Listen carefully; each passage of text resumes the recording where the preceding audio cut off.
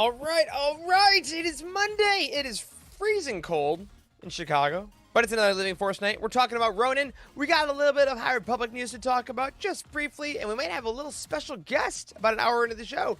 But for right now, sit back, relax, and punch it.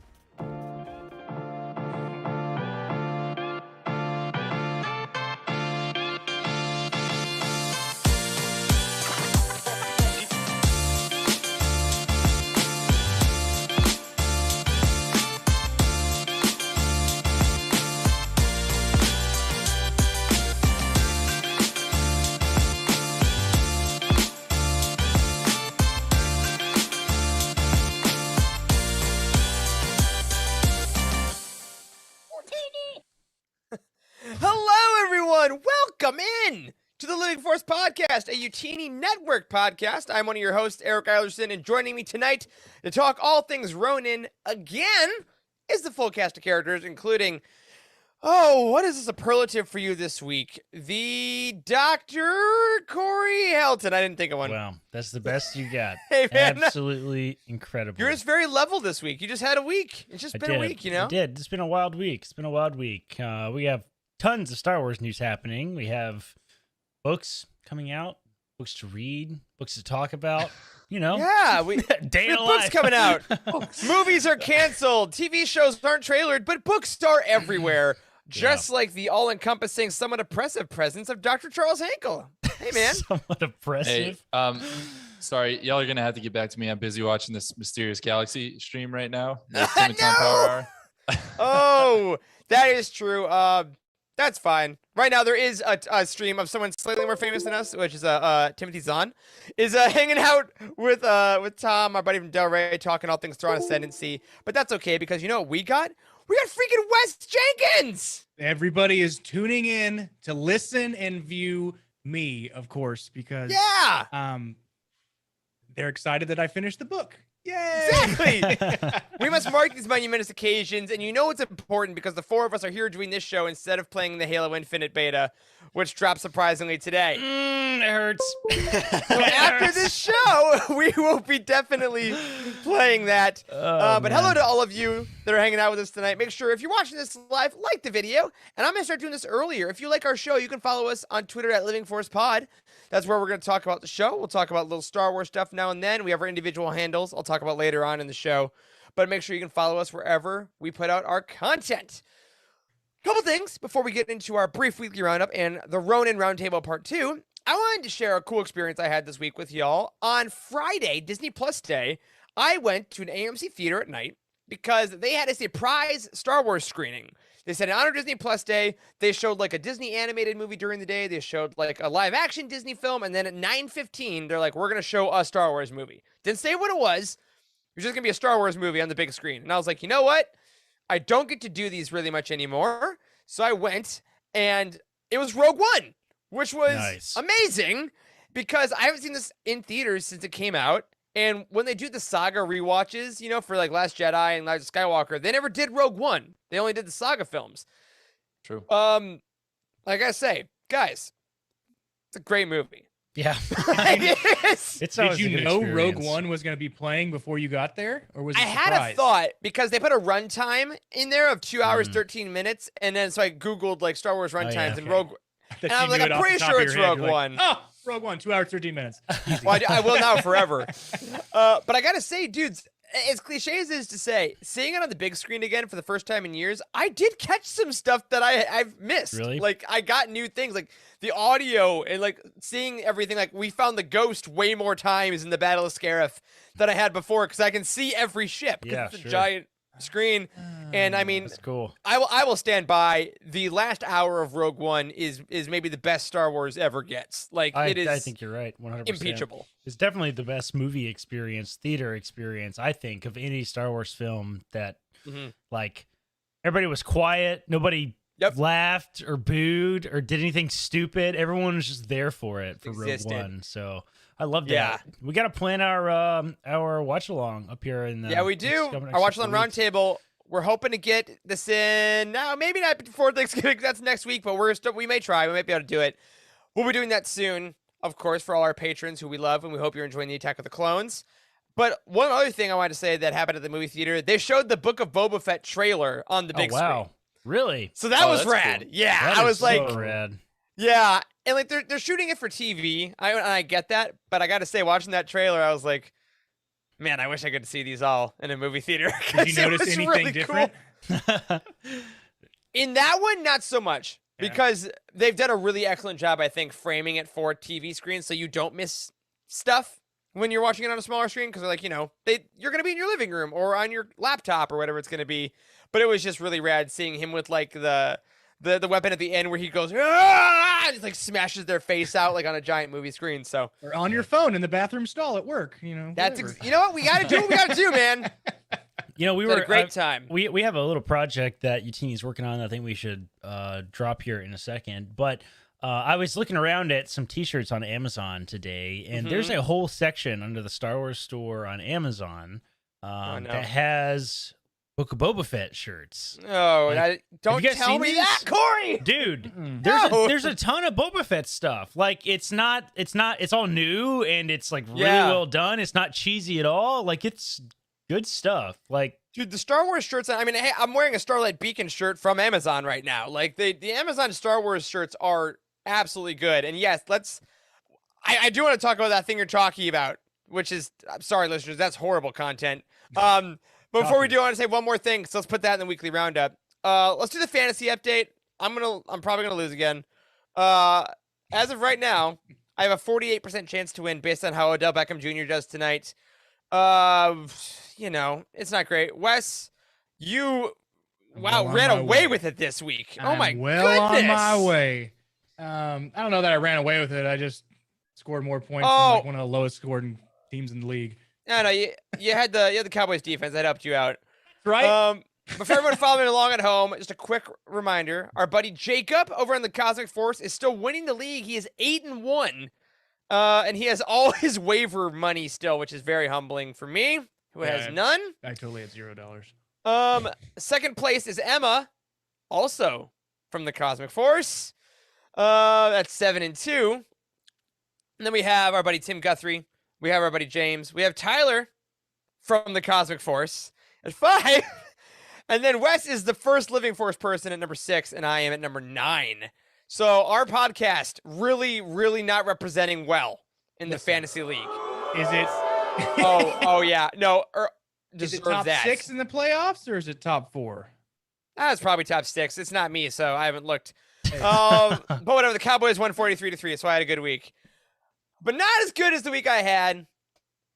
Nope, that's not a good segue. Every day is better because of the patrons. Sorry, I couldn't make it work, everyone, this time. But patrons, we want to say, as we always do, thank you so much for your support of this show and everything we do.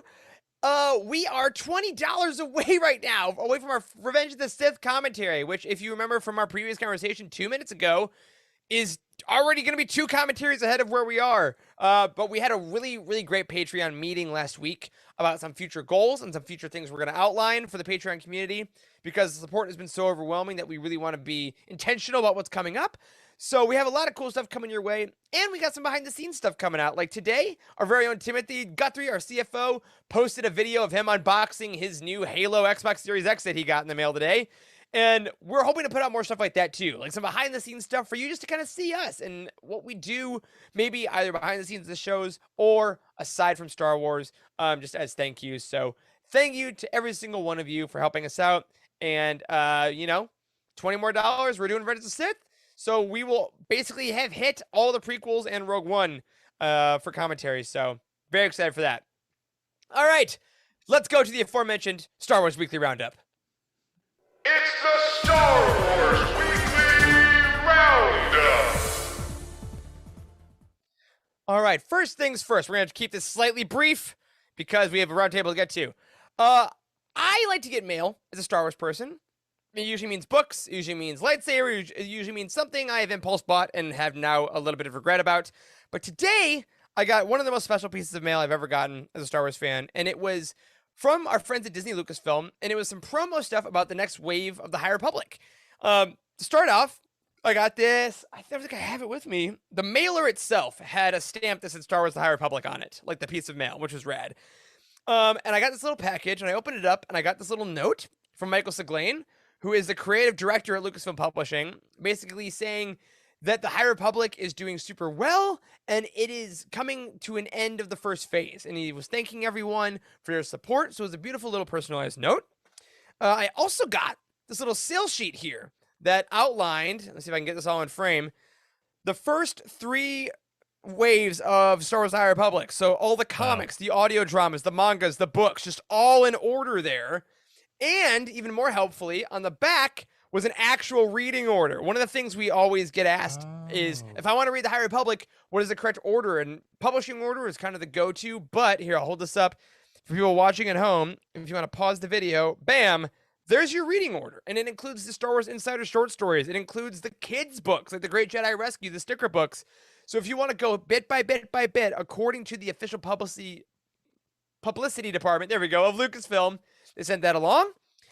They also sent along this really freaking cool thing, which was an autographed lithograph, say that 10 times fast, of this thing that looks like a Nile masquerade that apparently gives us an insight into Midnight Horizon, which is Daniel Jose Older's book. He's the one that signed it there. And this thing is just gorgeous. It's got, frankly, some very sexy Nile wearing some formal wear and wearing their masks. So if this is any hint at what's going on, it's kind of like a little gothic, I guess. And it looks like maybe, are they in the flames of Starlight Beacon here? Is that what that is? Like post-apocalypse, ballroom, cyberpunk vibes. It looks really cool. It looks ridiculously rad. The coloring is gorgeous. And then it ended with image that has been my lock screen for a while, which was the High Republic promo image of who's gonna die. They said this giant poster that I gotta find space for in my apartment, with Phil Noto's just gorgeous art, and of course the tagline of "Who will survive when the light of the Jedi goes dark." So ultimately, this was just a really phenomenal way to kind of publicize the ending of Phase 1 that's coming in January and get us all even more hyped. So a final thank you to our friends over at Disney Lucasfilm for sending this my way, and to all of you, I hope that these images just make you so excited for what's coming up in literally a month and a half. Cannot wait. Another thing I want to talk about, seems heavy. it is much heavier than that, is a book review. We haven't done a reference book review in quite a while, and with the holidays coming up, and with the thing that Corey's going to talk about in just a second, this next thing may be pretty helpful. And that is, from our friends at DK Publishing, Star Wars Battles That Changed the Galaxy. This is, there we go, show you the thickness. Everything seems really not thick compared to Thrawn Ascendancy Lesser Evil now, but it is thick. Don't get me wrong. This is a $40 reference book. It is written, let me get the author page in here. It is written by Jason Fry, Cole Horton, Chris Kempshaw, and Amy Ratcliffe, and it is essentially a reference book that is detailing all the battles of the Star Wars canon from a militaristic perspective. So, for instance, it has a bunch of double-page spreads like this, and let's say you want the Battle of Kashyyyk. It'll tell you the date, it'll tell you the location, if it's the planet, but also, like, is it mid-rim, is it outer rim? It'll tell you what combatants, what armies were in there, the outcome. It'll also tell you the main commanders. So, like, for this, it's General Luminara and General Linwodo, who was destroyed in action by the Separatists, of course. And it tells you what tanks were used, what weapons were used. It gives you a play-by-play of the battle. It tells you what the turning point in the battle was. And we do not only have battles like Utapau and Kashyyyk from the movies. We also have battles from the comics. Like, we're talking OT battles. We got the Makota battle from Charles Soule. I believe this was Charles Soule's Star Wars run. And it tells you this is where General Dodonna was fighting, and Darth Vader. And it has panels from the comics and things like that. And what I love about this is what they've been so good at is making sure that all the battles across all the forms of media carry the same weight. So all these, does Yavin get a little more screen time than maybe, a battle from a Random Clone Wars episode? It does. Fine. But this because a little more happened in there. But it's got all of them from starting at the Battle of Naboo, I believe is the first one in here, and then all the way through the Battle of Exegol. So you get, that is the timeline. So we're not getting High Republic battles in this, or we're not getting battles post-Exegol as of yet. But it's just a really sweet reference book. Again, if you're a reference book collector, I hope you picked this up. It came out a couple weeks ago. But if you haven't, it's a really cool, honestly, holiday gift for someone that maybe if they're not super into the books, you can say, hey, if you're not a fan of Star Wars comics, maybe read this. And then when they're like, oh, this battle is incredible, it's like, yeah. that happened in this comic book, that happened in this regular book, and it makes them realize all Star Wars is still super, super important. And the last thing I want to show about this is that in the beginning here, it gives you a map of the galaxy, which I need all the time, with the planets numbered, so you can see what is in what rim, how far is Naboo from Tatooine, and it has a timeline of all. It's not as pretty as the Utini timeline on utini.com, plug, but it is still a great timeline that shows you all the battles that they're going to show in there. So highly recommend this. The only thing I will say, there are some images, some film images that when they're blown up, they're slightly blurry. I wish the pixel count was a little higher, if you will, on the high-res images. But the comic scans are gorgeous. They're picture perfect. And I think some of it, just the old film was a little harder to transpose onto this size of paper. But other than that, it is an absolute must-have for anyone that is interested in the militaristic side of Star Wars. And come on, who isn't? So, all right, Battles That Changed the Galaxy. Love that. Thanks to our friends at DK again for sending that our way. And if you want that, you can use the affiliate link at Utini.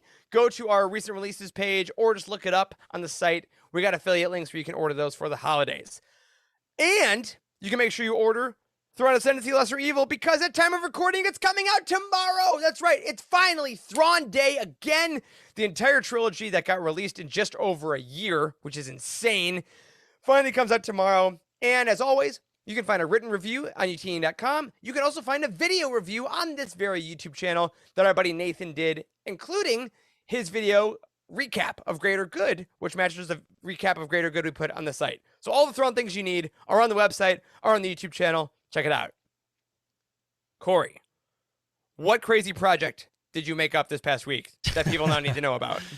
Crazy project. Which one, Eric? The one that is now a website. Yeah, so we've been Utini internally every single year for the last 3 years or so. We've had a little secret Santa where we all like exchange names and get people from across the country, across the world, regardless where you're at on the team, you can participate. We also let our high-level patrons participate as well. Everyone in the Jedi High Council also gets to participate in the Utini Company's Secret Santa, which is super fun. The last couple of years, we've had like a big Zoom call to open our gifts, like all live on camera and stuff. It's been a ton of fun. Well, this year for the Secret Santa, we were all talking about buying each other Star Wars gifts and how we were going to do it. And we sort of realized how challenging it is, I think, to like shop for Star Wars gifts for people. Because if you search for stuff on Amazon, it's just kind of a nightmare. There's just millions of things, and a lot of it's junk and not really like, you know, nice quality stuff. Like we're all like kind of diehard Star Wars fans, right? We don't want like, you know, dollar store level stuff. Like we like nicer stuff, right? I don't really know how else to put it. We're fancy, is what you're saying. Yeah, we're fancy. We have taste, right? We have taste and we're elitist. You know, and there's lots of guides out there for how to buy it for like the Star Wars fan that has everything and things like that. But like, I don't know, I just figured it would be easier to find things if you had people that could like help you do that. So I got this crazy idea and we put it into effect in record time. All right, I created wild. A business plan. I created some documents.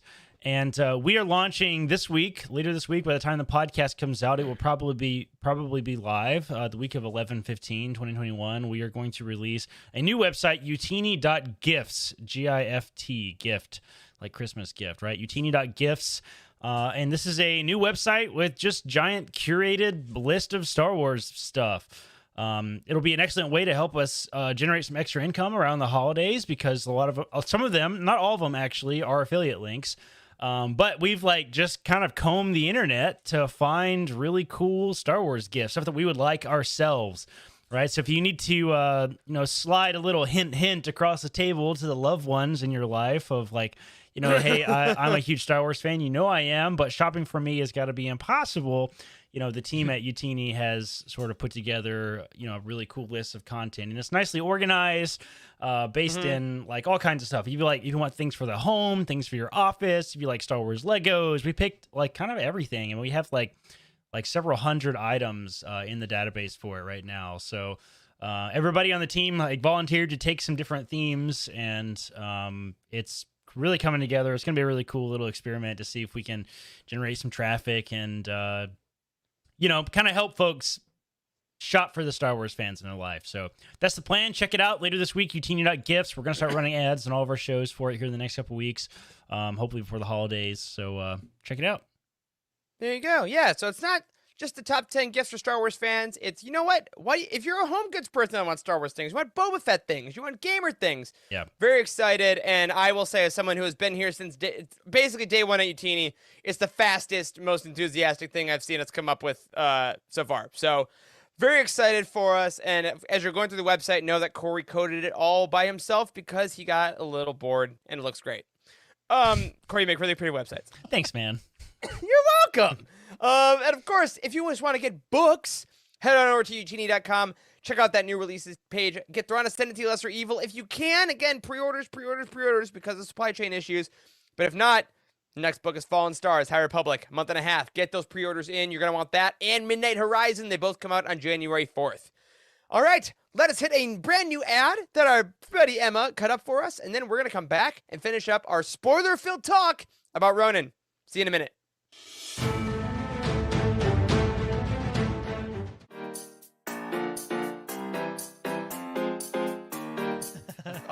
Speaking of someone who maybe took too many breaks, it could be said, let's talk about the legacy of Han Solo. Very good. Very good. Hey, Maz. Thank you.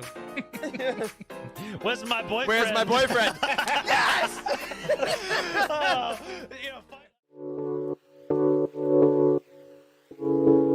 I did, however, find a full-page image of a Rancor drawn by Cam Kennedy. All right, here we go. Impadajoyos brand, just to prove to you that I'm not making this up. See if I can get it up close enough to the camera.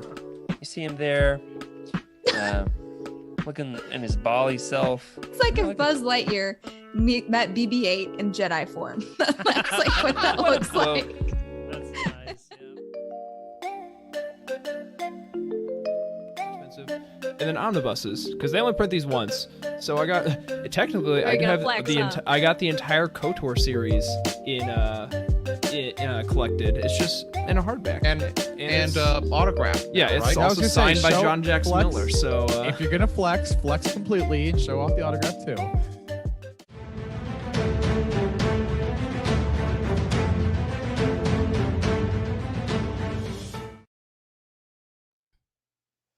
If you're gonna flex completely. An immortal quote from our buddy Tyler on the Cosmic Force. Great job, Emma, cutting those together.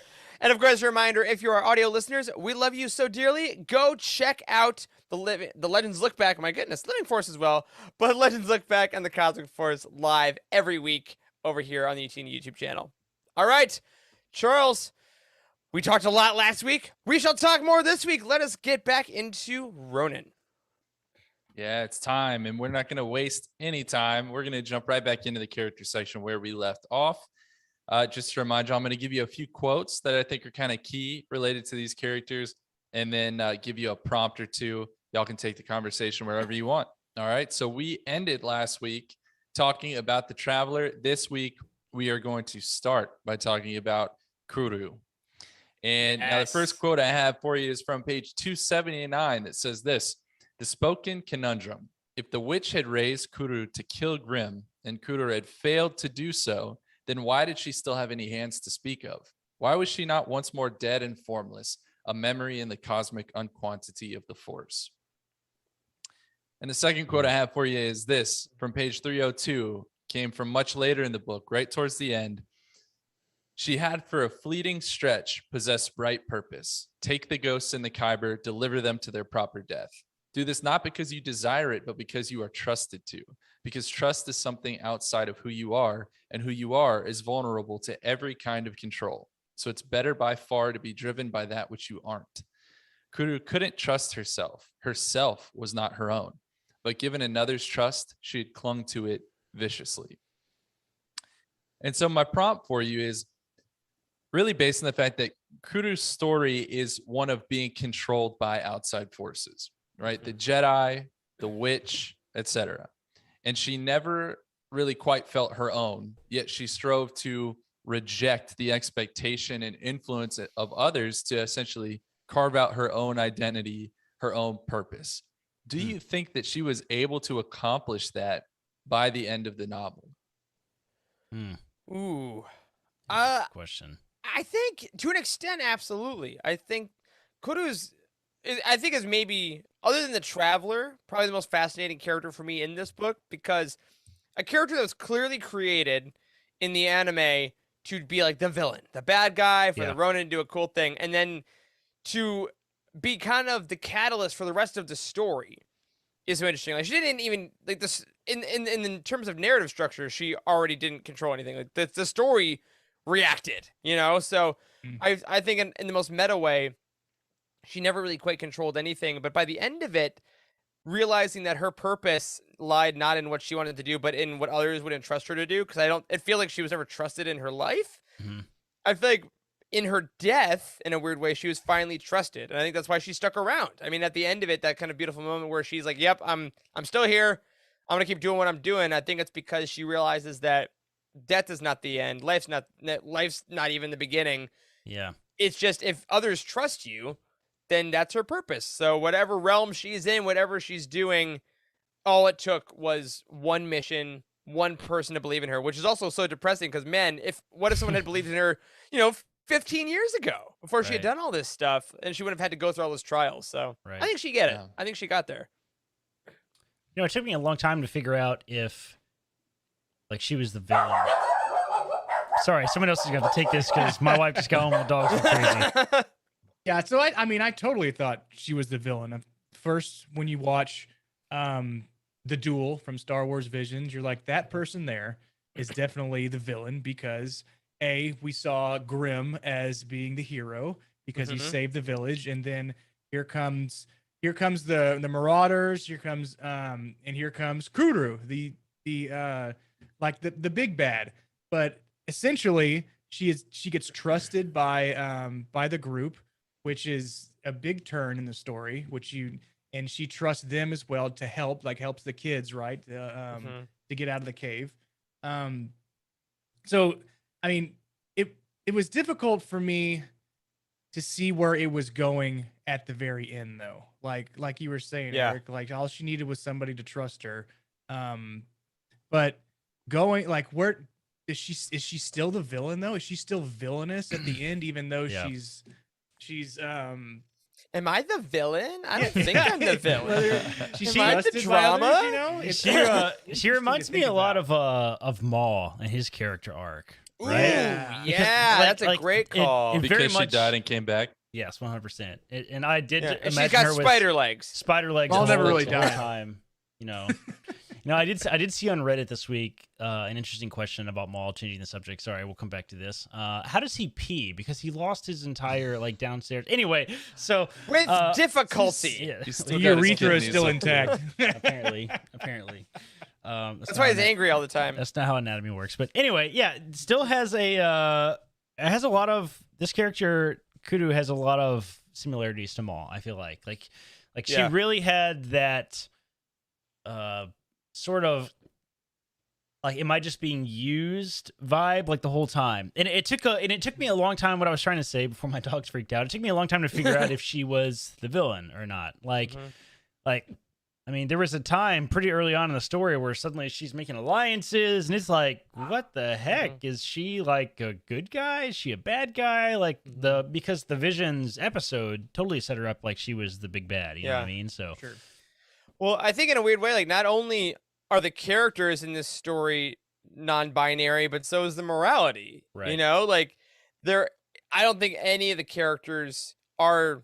They're all pretty gray. Like we talked about, obviously the Traveler more than probably anyone else last week, but Kuru definitely throughout it flirts with that line. Like there is the classic, all right, I'm working with you until I kill you, but that does drift away pretty quickly, I think, especially with her and Akia, and then her and Fox.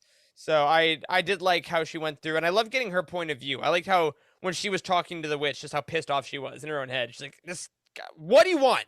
Get out of my head! I hate this." And I'm like, yeah, good. it was really fun to see. It was a pretty stark contrast with the Ronins. Definitely dialogue with the witch, who was like, "Fine, right? This might as well happen." He's more comfortable with it. Yeah, it sounds like. Yeah, one of my favorite quotes came from Fox about all of Kuru's motivations, and he said, "I suspect that at the very least, it will be more satisfying to murder someone because you wanted to rather than because someone told you it was a good idea." I What a- love that. What a flex! Just what a moment. Like, He yeah, flexed you're all the right. I'll have to think about that. So once Kuru kind of did as the witch encouraged her at the end of the book and quote unquote let go, right? Whatever, however you take that, whatever exactly that means. And I'd like to hear your thoughts on that. Once she did that, she more or less like transcended into a different plane of existence, right? And she was entrusted by the witch to resolve the altercation between the Ronin and the Traveler outside of the temple.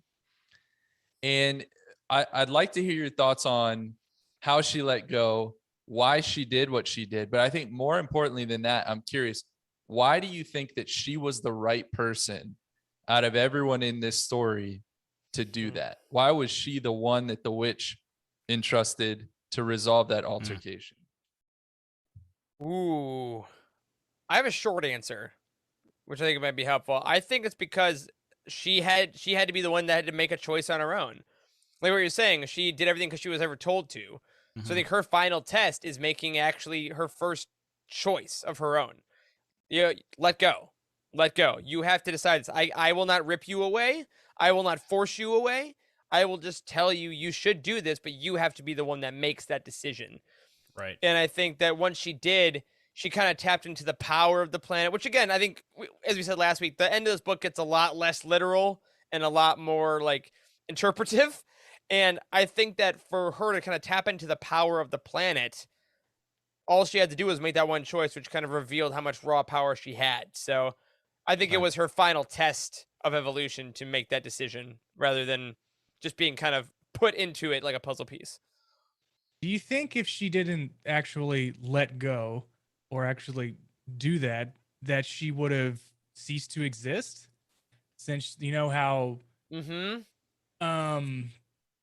the witch or Marahi told them, like, allowed them to come back to life, that they just ceased to exist after they were killed or they were like let go, right? Does she cease to exist if she doesn't let go? That's I interesting. like that thought, Wes, because Yeah.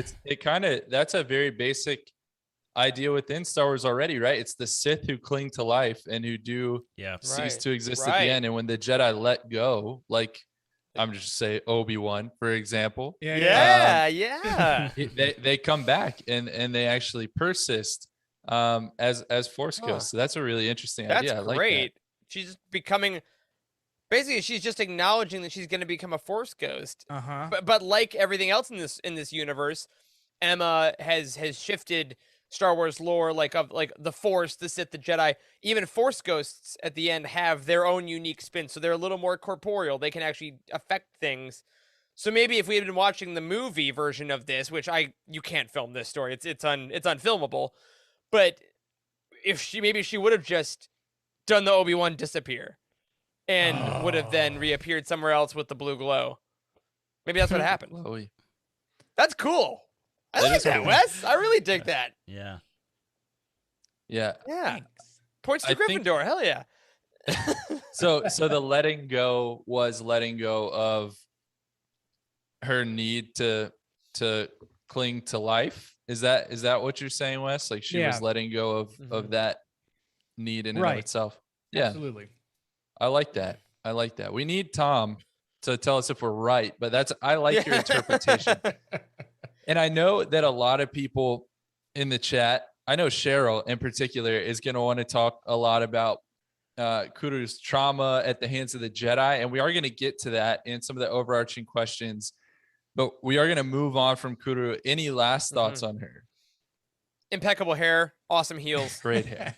Okay. It's like, talk about Envision, like the power of the design of that character is just like, she's going to kill me. And that's cool. Yeah. All right. Well, I want to move on to an even more, I don't know, nebulous character, which is the witch, aka Mirahi. And this is, we'll talk about this. This is going to be a little tricky to talk about this character because is it a character? Is it multiple? I don't know. Here are some quotes for you. Right. Everyone knew the stories. The unholy sorcerer of the Sith, the Dark Lord and his witch, he who killed and she who resurrected, stealing the dead from their right to join the Force, or the spirits, or the sublimity beyond the galactic order, depending on who you asked. No matter what anyone believed, the stolen ghosts were blasphemy of an order beyond reckoning.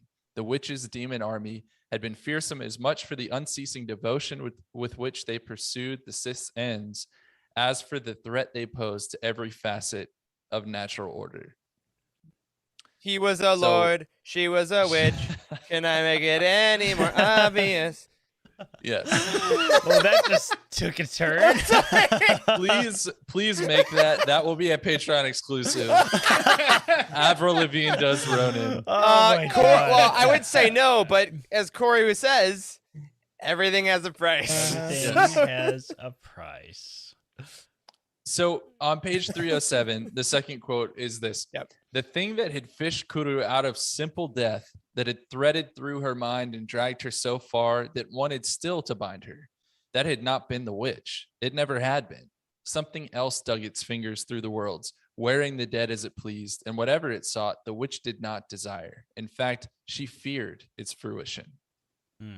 And so again, the witch, quote unquote, is essentially two different characters in this book. There is the original witch herself, and then there's her daughter, or the Ronin's daughter, Mirahi. But beyond that, she's also an idea, right? She's the devil on your shoulder. Yeah. And I'm curious, how did y'all feel about the nebulous nature of this character, quote unquote, the witch? And did you find her a compelling antagonist? It's tough when your antagonist is an idea, you know? And I think that by the end, I really loved the daughter reveal. I really did like that idea, because I think the whole time I was assuming the voice was like a lover, or was like someone from his past, which again is yes-ish. But I liked the idea that it was not that simple. Yeah. So I really like that reveal at the end. I'm still not sure, honestly, how I feel about the character as a whole. Because again, I think I've only read this once. So I wonder, going back again and reading it, and every time that voice comes up, knowing that it's kind of his daughter reaching across the cosmos as well, how that would affect it. And for people that have read this book twice, I would love to actually hear from you, either in comments or in Discord or whatever it may be. I want to know what that's like, because I bet that's actually a very, very interesting experience. But I thought it was effective, but I did think it threw me. It threw me, definitely. Yeah. I mean, when I first read the pages, read the words that were written down, I was thinking Night King from Game of Thrones, easily. Yes. Night King, Game of Thrones is what I had in my head. Like, it was a real person. Yeah. But now that you wrote down Devil on Your Shoulder, that sounds that's great. I was looking more towards Grimm, like the voice in his head. It wasn't necessarily a person. It was something. It was his own head, like he was schizophrenic, kind of like in Beautiful Mind. Yeah. That's kind of what I was thinking in the beginning. But then it plays out that it's his daughter, which I liked a lot better than mine. Yeah. But it would have made an interesting like side twist to who he's listening to is actually himself. But essentially that's not what happened. But I appreciate that it was the daughter. It was somebody trying to help and not actually harm him. Yeah. So let's talk about that for a minute. I mean, I will tell you that I personally was very taken aback by the fact that the Ronin even had a daughter, let alone that the witch the whole time was his daughter. Like there was never any indication of that. Did he even know that he had a daughter? Was this just like an aspect of his past that he was neglecting because of the trauma of everything? Or like, how did y'all approach that fact? Because it is absolutely out of left field when it's dropped. Yeah. I mean, it totally took me like off guard. Like, that was not something I was expecting at all. Like, I don't know. I just assumed that the voice was the witch, right? I mean, the whole book, I think, is what you're supposed to think, right? And then it's not. Yeah, right. And that was like, I don't know, man. It raised more questions than it answered. I can tell you that. Yeah, that's a great way to say it. As I think it absolutely did. What my interpretation of it at this moment of this night, because I think this also might change, is that I felt like he did know that he had a daughter. I mean, because she seemed old enough when this all happened that you know he would have known. But I assume they think when the planet was hidden or taken and the mirror was like when all that happened in the past, I think he assumed that the daughter was lost because she was kind of like in the planet of the mirror. Like she wasn't like a lot of characters we find out wasn't necessarily just 100% alive and thriving and abandoned. Like she had ascended to something different, and I think he just kind of terms the fact that I can't access that as easily, and it's less my daughter maybe than it is a feeling. So I think that his own quest, he's like, maybe if he did hear her voice, maybe that's as close as he could get to her. You know, at least I have my daughter with me. She is telling me to kind of go places where I might die, but at least I got my daughter with me. You know, maybe that's like his concession that he's making as a father. Right. It'd been nice if there was those little hints in the very beginning and maybe a little throughout of him actually having a daughter, right? Instead of just maybe the being voice like, calls him daddy, and like that could be either. That could still be either one. I did not want that. I can tell you, I do not want just want to go on the record. Yeah, just want that on the record. I'm like, I don't want any daddy in this. No, thank you. Yes, Corey prefers if he had been called Zaddy. Ronin, the Zaddy. Russian Absolutely. accent. Yes, 100%. Well, so the true witch, then let's just. I gotta hear your thoughts on this. The daughter. That's who I'm gonna refer to as the true witch. Okay, yeah. The one who was actually kind of speaking to the Ronin and reanimating the dead. What exactly was her motivation? Because we found out she was accidentally reanimating the dead. She did that with Idzuna for the first time. She then was supposedly trying to lead her father, the Ronin, to his death. She kept leading him to Sith, seemingly with the intent of having him killed. He then finally arrives.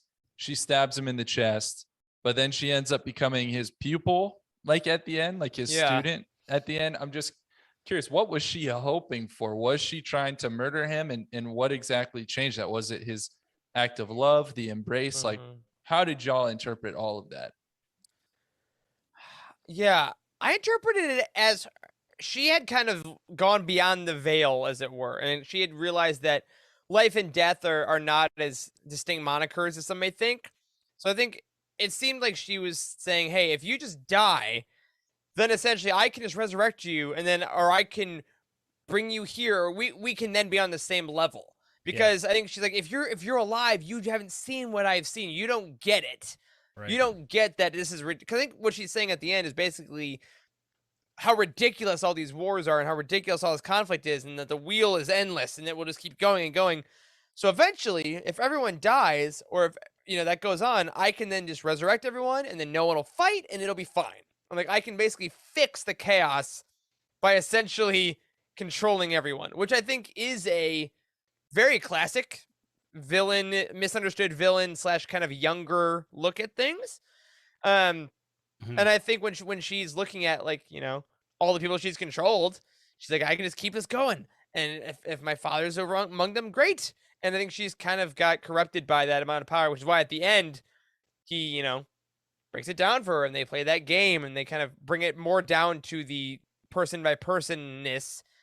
And I think at the end, when she decides to travel with him and become his pupil, I think, to me, it showed her willingness to go out in the world and actually reconnect with individual people rather than thinking of them as forces. It's kind of the vibe I got. How powerful was his daughter? Like she was taught by his wife, right? Like his wife, and then Fox as well. Okay, right. So she was like, essentially, she was power-wise, she's like Palpatine. Based on how it's written, like there's resurrecting anyone you want at will, kind of controlling the forces of a planet. Like that's intense power. Trying to get like a hierarchy level to see essentially how strong she actually was, which is incredible. to think that it eventually ends up in the very end of the book. You're just like, oh, Yeah. now we talk about the most powerful being that we have in this book, and it's the last 15 pages. Yeah. Would you say she's Right? a full 3/4 of a Palpatine, or like a little bit less than that? In my It's like scale, a yeah. measure. It's a measure of force power. How She many has Palpatines- his power. Oh no. Oh, we don't need any of that. We don't need any of that. So we're all still a little bit perplexed by this, which Yeah, I for think is sure. kind of the point. We're Yeah. not really supposed to be able to walk away from this with answers, but it's still interesting to kind of try to tease that out. I want to move from the witch to someone much more concrete. Maybe the most concrete character we had, the most real person we had in this entire novel, who was Akia. And I want to talk about her because I find her story amongst all this to be pretty interesting. So a couple quotes for you here. She's speaking early in the book. She says, "Guess I look strong enough to fight and smart enough to know I couldn't fight you. You rounded me up with the first troopers you shipped off world. So it's just me and a bunch of other terrified kids at the front line of some nothing moon facing down the Jedi and the Empire while our Sith commander loses his mind." And I love that quote. She's referring to the fact that the Ronin actually took her from Reitsu and made her one of the Sith troopers. So she fought in the Sith military, essentially underneath Ronin. The second quote here says, "The ghosts nestled in the lanterns and mirrors and other lovely relics within which those kyber shards were embedded. They needed Reitsu, needed home. If Akia could get it back for them, for the dead and for the living who entrusted them to her, then that made all the horrid and the hurt and the heartbreak worth it.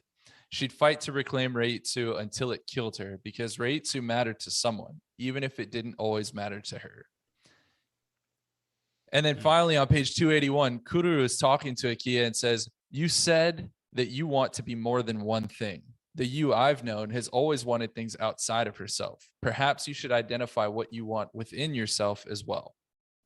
And the reason I wanted to make sure we talked about Akia is, in a story as just straight up strange as this, as the non-force user who was not controlled by the witch, I think there was a risk for her story to get lost amongst all of this.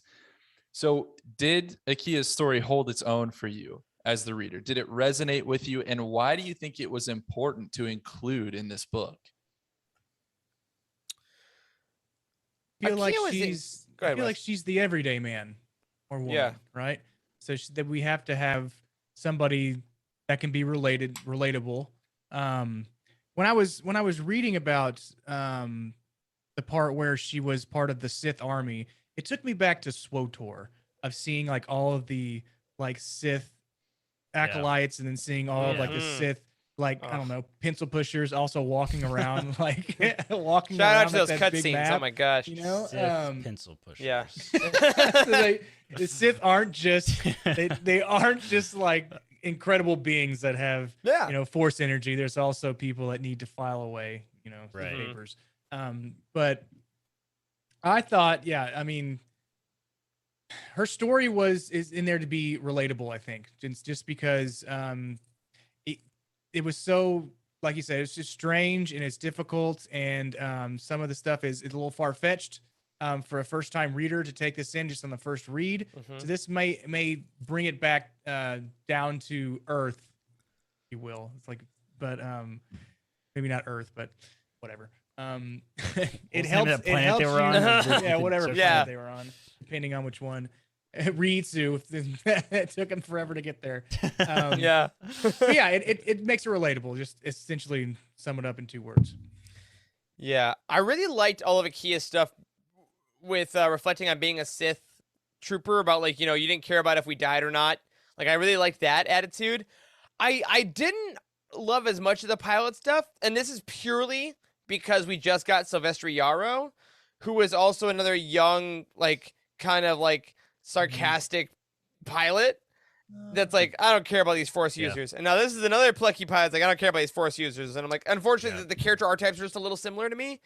I definitely got them mixed up while I was reading it several times. Like, these were written similarly. Yeah, very similar. But like, So the times when she did break apart with the Sith history, that was very important. And I really like her and Shee's relationship was very kind of cool, especially once the betrayal happened. I was like, oh, like that's a fun spin on it. And by the end, how dedicated Akia was to her mission of getting those crystals to a resting place, I thought was kind of inspired, because for someone that was like kind of so checked out with the Force beings and had so much kind of hatred for the Sith, to at the end be like, yeah, but this is still my mission. I still need to honor these ghosts. I'm like, that's like kind of a beautiful lesson of, even if you don't agree with it, even if you don't believe in it, you can still honor the tradition of something and honor the memories of those that did. And I thought that was a really cool way to end her character. Like spreading the ashes of a loved one that said that they wanted to be here for eternity, kind of thing. It's what it reminded me of. Even if it's the last place you'd ever want to go back to. I thought that showed a lot of selflessness. Yeah, I mean, she definitely felt like kind of a Han Solo kind of character, with like having to choose like what's right. It's kind of how I looked at it. Of like kind of the one character who doesn't have any skin in the game, right? Because they're not like a Force user, but also like are a hugely important like role. I don't know. They were a super important side character. I felt like that was sort of glossed over. I think that's kind of how you were supposed to look at it. Yeah, it was interesting that she was so intimately tied to the planet of Reizu, right? She's from there, but then really didn't feel any sort of connection to it. She almost just sort of had this duty as a citizen of Reizu to return all the kyber shards there. Citizen. But I did actually really enjoy her story. I thought it was interesting that it culminated in her actually handing off this mission that had been so important to her, to hand that off to Kuru. And I felt like some people could at least have read into that as not walking back her arc, but I don't know, just kind of it seemed a little bit strange to me that her whole mission, her whole reason for existing, she then handed off right at the end. And I felt like we never kind of heard from her again. Like she just kind of disappeared. But anyways, let's talk about someone who did not disappear, who will never disappear from the forefront of our minds. That's Hat Droid, guys. That's right. All right. I got to give a quick second to him. I got to shout out the little guy, the MVP of this story in many ways. And we're not going to spend a lot of time on him. Yes, B556. We're not going to spend a whole lot of time on him. I'm just curious, why did fandom embrace Hat Droid so much? Like, what is it about this guy? He's wearing it's literally a droid wearing a hat. Just a hat. There's nothing else. That's all you need. I want to see Hat Droid. Geode is a rock. Like, you know? Oh my God, yes. Him in like what are the like French like little flat hats that like people wear? Thank you. Yes, I want to see beret droid. Yeah. Okay. It's a whole line of hats. I want to see Snowcat droid for sure. Okay. Yeah. Like, I think it's literally just that he wore a hat. Cause like, you know what? He was, you know, he's R2. He's Chopper. He's the mouthy droid with the harumphy guy, and he's gonna make his jokes. Except he has a crap ton of missiles. That's the difference between Hat. Like Hat Droid is a baller. Hat Droid will knife you. What were those? What were Afra's two droids in the comics that were just like C-3PO and R2-D2 but death? 000. Triple zero. What was the other one? I can't remember. No. BD1 is Fallen Order. Oh my God. I can't remember. We're horrible Star Wars people. We're the comic show. I remember. Why? But yeah, why do you ask?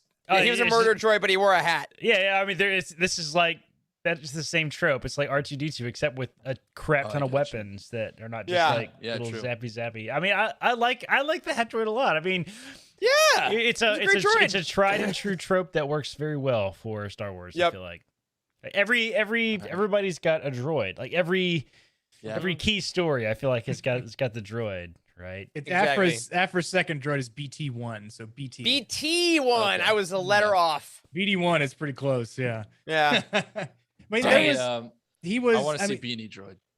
Hat Droid was incredibly loyal too, right? There was that one part where he like was basically following them to where his parts, he was about to die, or that's right. I forgot about that. Yeah. His parts were following him, and he was the power was just going to the utmost lowest point that he could get to, and then finally he gets gets resurrected or whatever. That He that is hits loyal. me, man. Yeah. Yeah. Whenever He is droids loyal. like He's start to a run low little- on power, it's hard. Yeah. Or like K2. I was dude, gonna at the say end of Rogue One. K2's Man, that's K2's rough. death I- in Rogue One is by far the most meaningful of any character in that entire film for me. Dude, I don't know what I it was. just had to witness that again on the Sacrifice. big screen. I know, it man. hurt. It hits harder. yeah, It hits Yeah. harder. that yeah. Droids. That listen, droids are just he was the first one too. He got killed off, I believe, wasn't he? Yes. I think, or was the Probably. or was the pilot the first one to get killed off? I can't remember. It might have Bodhi? been No, pilot. no, it's It wasn't K2. Bodhi? Okay, yeah. No. When they killed off K2 in that film, you suddenly know that nobody is safe. And Nope, because he's the fun droid. yes, and he was such a great character. Man, Yeah, absolutely love K2. He has some of the best lines. I quote him on the regular. as you should. It was high, very high. Yeah, but yeah. So Hat Droid, he belongs in the hall of great droid companions. But the design, that immediate when you're watching the duel for the first time, and the Ronin comes over, and then the droid with a giant hat comes around.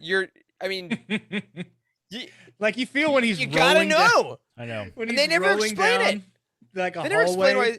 Yeah, and he's brushing up against people because his hat's so big. Hat's so big. And they never explain why he has a hat. You know why? Because he has a hat. Why does That's he have a it. hat? It's Yeah. so Oh, wide. man. Just great design. It doesn't Great matter. choice. I find that answer vague and unconvincing. There But you go. it's like droids are loyal. They're like little dogs, like little Mhm. dog companions. And who has a dog out there? Who has not put their hat on their dog before and just been like, oh my God, that's so cute. And They watch just that did dumb with the face that droids. they make when they like panic because there's a hat on their head. You know what I'm talking Yes. about. Wow. I have. You're right. You're 100% right. They all do that.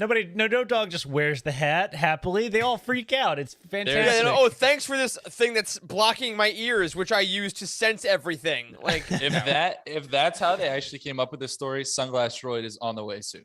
That's all I have to say about that. Sunglass droid. look, that's true. All right, let's Awesome. move on from Hat Droid. Let's talk about some overarching questions here. Let's do y'all. it. Let's run through these. With so much talk about what is and isn't canon in Star Wars, how did it feel to get a story that was just openly presented as alternate history? We don't care about that. Here's the story. Enjoy it. All right, I've been wanting to talk about this one for a while, and I wish Tom was here to discuss it with us a little bit. But I mean, publishing, they have to be a little low key about some of this kind of thing. So I kind of get it. All right, but we had a huge internal discussion about this at Utini because, like, the list of content that is neither canon nor legends is kind of starting to stack up, right? I mean, we have these. We have 3 titles. We have 3. Well, there's 4 technically, I guess, right? There's this one and all 3 Myths and Oh, Fables yeah, there's 4. books, Yep. right? Myths and Fables, Um, Life Day Treasury, and Dark Legends. Yes, which right. So we have 4 skew books more now. canon and than I think, even this, but I think there is a couple other things that technically kind of fall in this Yeah. category. According they to live in the Trevor. middle. Yeah, it lives in the middle. It's not canon nor legends. It does kind of have a timeline, like a vague timeline of X happened before, Y, Mhm. right? But like, where do you place it on the timeline, right? So we had a big discussion internally about what do we want to do with this information, and I think we're gonna have to find its own timeline somewhere eventually, Yeah. because I am okay with this. Like, we also had Yeah. a big talk about what do we call this section, and Myths and Fables is actually a pretty good title for it, not just because of the Myths and Fables books, but these books all kind of are myths and fables, right? Which is interesting, yeah, because like I organize my bookshelf by canon order. I also now do it by height because of Caroline's YouTube video that is on our channel, how she organized her Same. bookshelf, revolutionized it. So this book though, I put it in the canon list, but the answer is to where I put it where I have a space and it looks cool next to other covers, because like it doesn't need to be there. And I agree, Corey. I think it's interesting that we're expanding this topic. How I felt reading it. I felt like I was kind of cheating. I felt like I was reading a non-Star Wars book, but I got the benefits of Star Wars of like, oh, Jedi, I know that word. Like, there's just a little bit, I didn't have to learn a whole new universe. I got the excitement of learning something new that you get with non-Star Wars books, but I got the cheat code of having a little bit of Star Wars beneath me. You know what I mean? Yeah, right. Yeah. I liked how it was incredibly different than something that I've read before. Like there's not this huge backstory that you have to know beforehand. You almost have to know what kyber crystal is and what the force is, and you can interpret it differently, and how Emma makes it differently from the light side and the dark side. But having it outside of regular Star Wars writing and novelizations was amazing. I loved it. I loved how it was so different, and that differentiality that they have between this book here and the books that have been put out after like the motion pictures and after some of the TV shows, it grabs an extra audience that we may not have had beforehand. You may have brought 10, 20 people into Star Wars that wouldn't normally have read a Star Wars book, and you have that extra market now. Or not, I wouldn't say market, but another audience. Yeah. I mean, like Tom said, it would be interesting to have this be someone's first Star Wars book. I still want to hear about it, but I do like the fact that they tried it. And I think it's more so for the creativity of the writer, almost more so than anything else. Like Emma was allowed to expand whatever they wanted to do with the story without having the constraints versus more intentionality.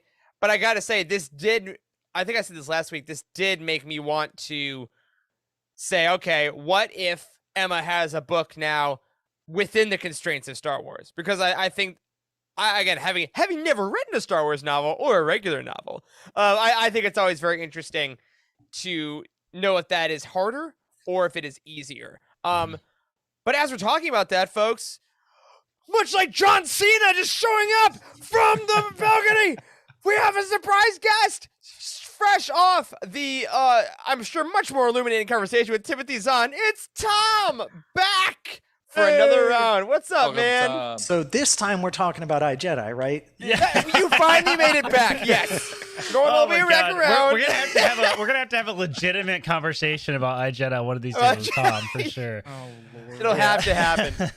Listen, we joke about that, but there's a huge part of the fan community that has a very sentimental relationship with that book. So I get it. I get it. Tom, you do. You mentioned it last week. Yeah.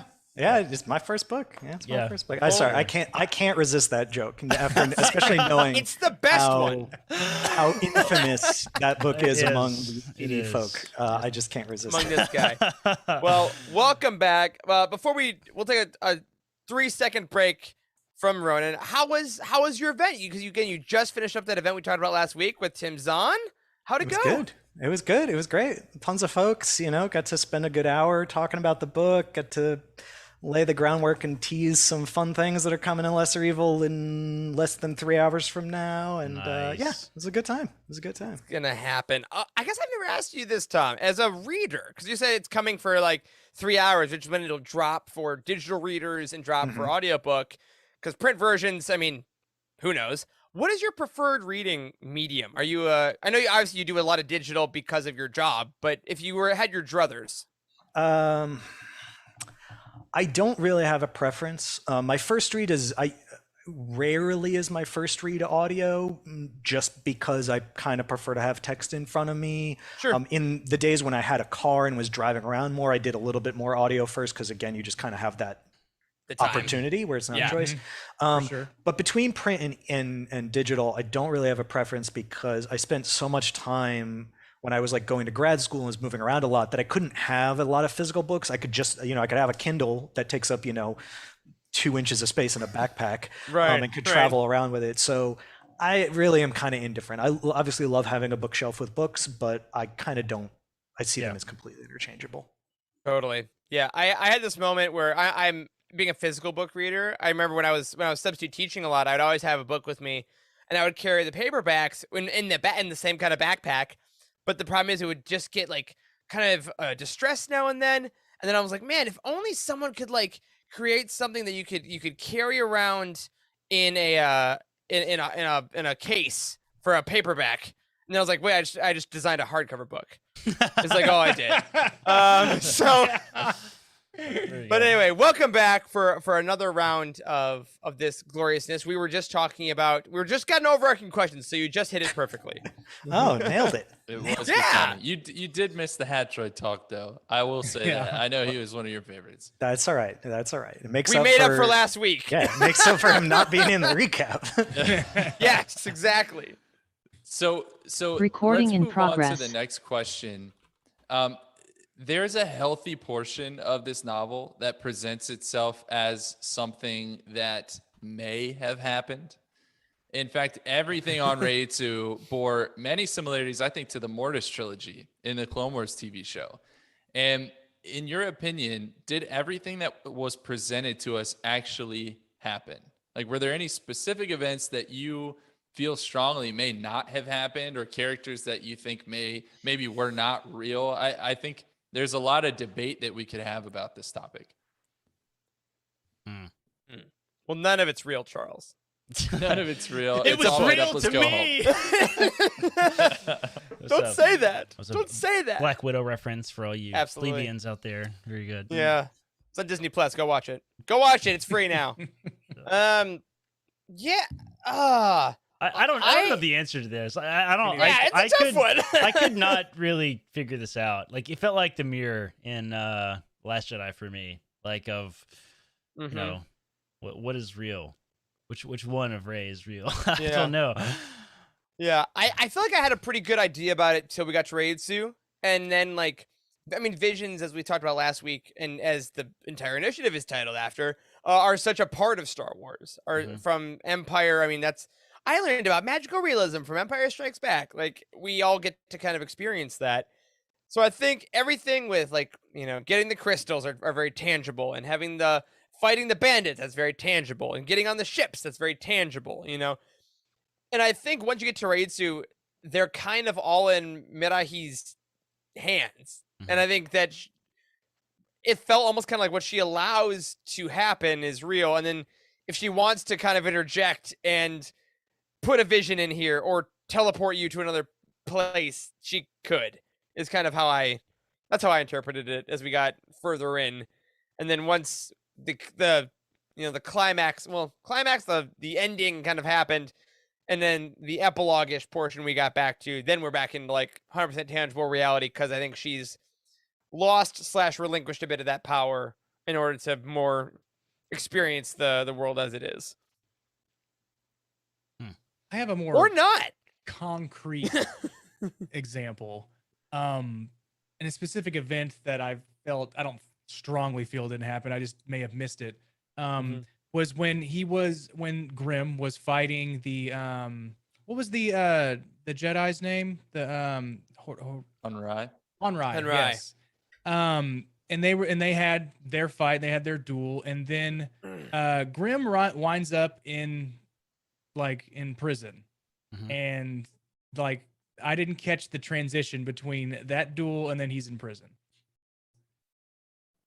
Well, there isn't one. It's just I think it that. does jump. Yeah. Excellent. Yeah, it just jumps that he has this sort of mental break and is kind of a fugue state, and they're just all right, and they take him, and so we sort of jump from being in the cave to obviously then being around Koru and Ikia and their crazy adventure, and then okay, he's in prison.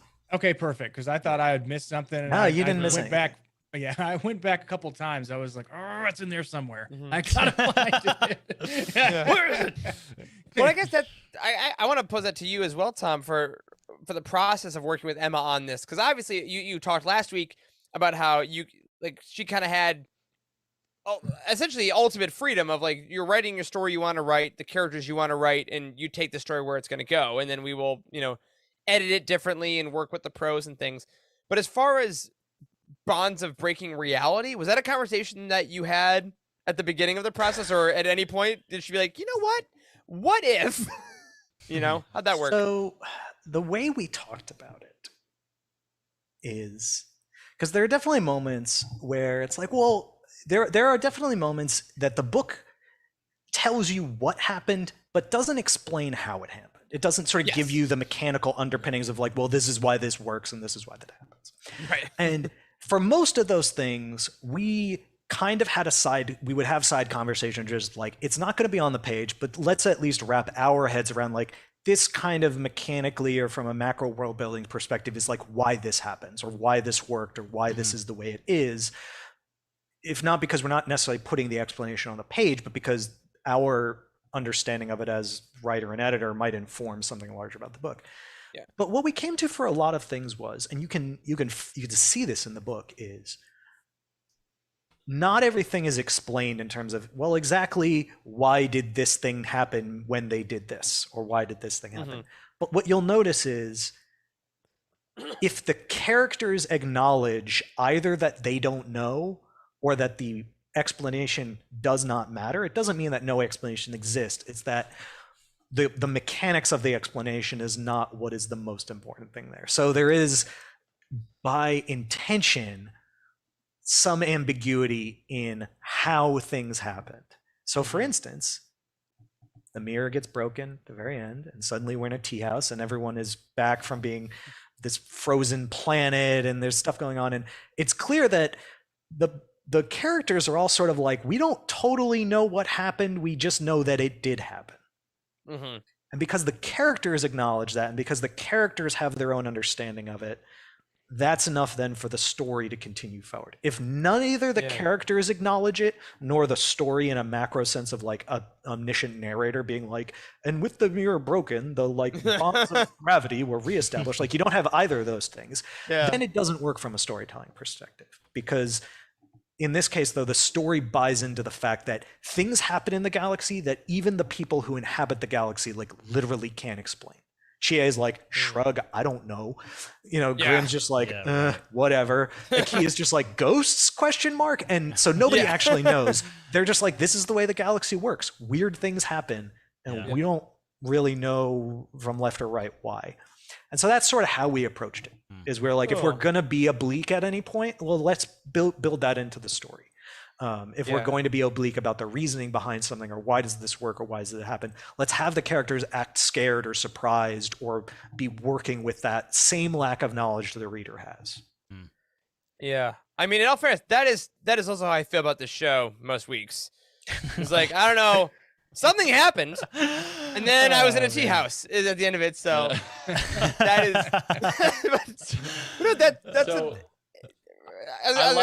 yeah, go ahead, Charles. I just want to say I like how you explained that, Tom, because I brought up that the end of this book felt similar to me to the Mortis trilogy. And if you haven't watched the Clone Wars, you're not familiar with the Mortis trilogy. When this came out, there was really it was a hot topic. Like there were vehement debates about like, was this real? Did this happen? Did it not happen? And at the end of the day, the answer is we don't know, but it's darn cool. And the experiences were real for the characters. So it's really exactly the same as what you're saying, Tom. Does it matter to answer the question of yes or no, this happened? Probably not. Does it matter to the characters? Yes. And that's why it matters to us as the readers and as the audience. For sure. So that's, I think, the linchpin. Like you have to buy into the fact that this matters for the characters. And if you do that, then the rest of it is whatever. It's just a cool story. So I love that. And on that note, I want to talk about how strange the story was, even by Star Wars standards, right? Like this was just odd, guys. Like I think when you've been reading the book for a month and you get to the end, you've kind of normalized it to some degree. But like if you take a step back, this book is weird, okay? From Kyber mirrors to Sith witches to the resurrection of the dead. Were you ever taken aback by any of it? Or did you find yourself just embracing it, accepting it, and moving forward with the story? Watching the duel... I'll say this. Seeing the concept art for the duel, because of the nature of it, I did read this before I watched the duel. But seeing the images of the duel honestly really helped that, because as glib as we were about it earlier, I saw a droid wearing a straw hat. And even as silly as it can be, that kind of set me up to like, this is a world where that just happens. It's like, okay, that's just going to be a thing. And then there's an umbrella lightsaber. All right, that's the thing. So the amount of stuff that got sprinkled in the beginning of the book that just happened kind of set the rules for, all right, I'm not really going to be thrown. until Raid 2 is where I started to get like, okay, not that this is so weird, but it's more of what we talked about last question. Is like, I'm not sure what's real. I'm not sure necessarily about the experience, but it was never to the point where like, oh, really, that's happening. Oh, and because we're starting the book by boiling tea while a Doug flies a ship as a lightsaber umbrella spins around, and then they lightsaber fight on a log on a waterfall, and then someone's immediately raised from the dead. That's 20 pages. So I feel like if Emma had, maybe expanded that out beyond the first 20, maybe it would have been a little more, but it is definitely like, get in, losers, we're going shopping. Like, this is you are on board or you're switching books pretty early on. Mm-hmm. I mean, I don't think so. I mean, I think that's what's cool about the Star Wars universe is you can have lots of different things that happen, and some things push the boundaries, but that's why we have, huge teams of folks that are very familiar with the projects that are working on it together, like Tom, right? I mean, like, you guys, your job is, to edit it, but also to be like, maybe there shouldn't be a childbirth scene in this. You know what I mean? Like, maybe we all audit this stuff. Yeah, right. Exactly. I mean, and like, to push the norms of what is acceptable in Star Wars, while also being close to Star Wars, is absolutely a collaborative effort, right? So, but did this book specifically push all that? I mean, a little bit, but I feel like in a good way, and I like that it like established itself with the TV show as being a sort of beyond the norm type of show, for sure. Yeah. I think a good quote to pull that answers this, or how to approach it rather, is from page 274. Stop trying to make sense of it. It's the Force. Yeah. It's kind of how we have to approach a lot of this, right? Yeah. Sure. But, Emma took things that we always felt like we understood and presented them in new ways, right? Like, there's a lot of strange in this book, but there's also a lot that's familiar, such as the Force and the Jedi. Like, those aspects were still here as touch points throughout this. And even though they're familiar, she presented them in unique ways. And the most notable example is how she referred to the light side and the dark side of the Force as the white flare and the black current. It's my favorite. And it's my favorite. Tom, I want to kind of go to you first to hear about the conversation that may have gone into that, depicting the Force, something that's such a staple in Star Wars stories, in such a unique way. What kind of conversation went into that? And then the rest of you, I'm curious, how did you enjoy looking at something we are so familiar with, that's been there since A New Hope, through this new lens? Yeah, the way it worked was it was part and parcel of the larger conversation we had about how to develop this world as it relates to both Star Wars and Japanese storytelling and Japanese traditions, because we are melding the two and we're putting one through the lens of the other, back through the lens of the other. And so when we talked about it, and it was clear that obviously, and I think she might have mentioned this in the interview she did with you guys, which is, it's obviously a play a bit on the concept of yin and yang, and it's kind of tapping into some of those Japanese storytelling traditions and Japanese traditions overall, that it just made sense for this particular world to have this concept of the Force, this concept of duality in the Force, and sort of multiple sides to it, but not this necessarily this sense that like one is inherently evil and one is inherently good, and to then just kind of condense them down to this idea of white current and white flare, and black current. Just made such immediate sense in breathing a bit of life into the story, that it was both immediately so familiar. It's Star Wars, it's the Force. Like, you hear those sentences, and even though it's different, you're like, I get this, I understand. Oh, they're using the Force, they're using this thing. But it's entirely its own thing that kind of has its own subset of rules and its own sensibility. And that was part and parcel of, we want this world to feel like Star Wars. And at no point should be like, it's not really Star Wars. But we don't want the goal is not the world, it should not feel exactly like the Star Wars And her concept of how to describe the Force was like the perfect encapsulation of that goal. Yeah. I mean, and I think that was that was the coolest part of it for me. That was when I knew I was in on this book. Honestly, was that moment of the black current and the white flare. I was like, oh, there is duality in the Force, and it's not just light side, dark side. It's beyond that. It's more than that. Because you're so right, Tom. It did feel Star Wars, and yet it felt like an expansion that I had never thought to ask about. Because I'm like, oh no, it's light side, and dark side. Dark side gives you lightning, and the light side gives you healing at a certain level. Like I get what the Force does, but when you reach level 25, you can use Sith lightning. That's exactly it. Yeah. So like I know how this goes, but seeing it used as such an active participant in the storytelling was it like cool. Like whoever I'm seeing, they can probably harness either side depending on what they want to do. Yeah. So whenever the Force came into play, like that moment where Kuru gets thrown and you're like, you don't know who did it. And then it turns out that it was Fox. And it's like, oh, what can you do? Because the Force is just around was such a cool way to use it because, you know, to do the cliche, it's not just lifting rocks, right? Mm-hmm. Yeah. But sometimes you can lift rocks, and sometimes it lets you see into the universe, and sometimes the universe looks back through a kyber mirror and then twists up your current, and like it was such an active character in the story. Whereas, you know, some really fun books are like then Obi-Wan force pushed, and then like that's cool too. But I was really excited to see this, and I earnestly wonder. Obviously, Tom, you'll see this before any of us. If authors in the future will now maybe consciously write the Force a little more actively because we've seen what you can do when you do that. I'm very interested in that more than maybe anything for the future of Star Wars. I think that might change some stuff.